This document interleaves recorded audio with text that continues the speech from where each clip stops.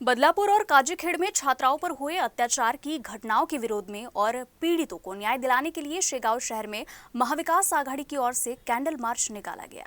जलगांव जामोद विधानसभा क्षेत्र की कांग्रेस नेता स्वाति वाकेकर के नेतृत्व में गुरुवार शाम को अग्रसेन चौक से कैंडल मार्च निकाला गया।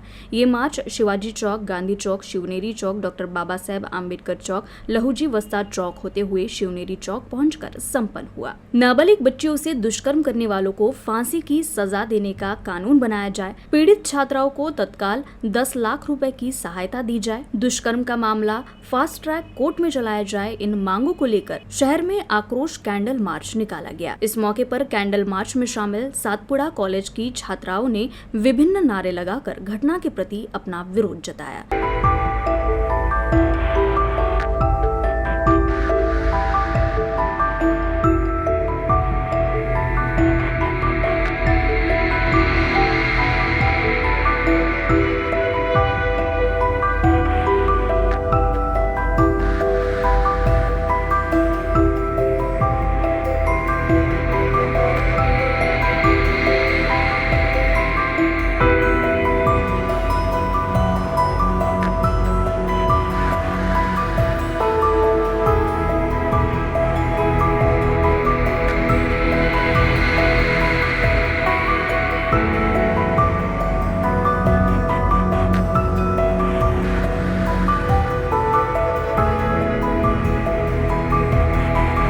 शेगाव येथे एक कॅन्डल मार्च आयोजित केला आहे।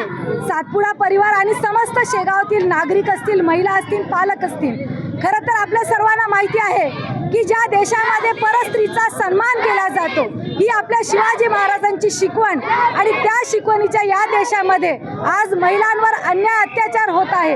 कलकत्ता येथील डॉक्टर असतील जिच्यावर त्या ठिकाणी बलात्कार करून खून केला गेला, ही घटना होतच नाही तर गेल्या 10 दिवसाआधी बदलापूरला एक 4 वर्षीय आणि 6 वर्षीय मुलींवर त्या ठिकाणी बलात्कार केला गेला आहे।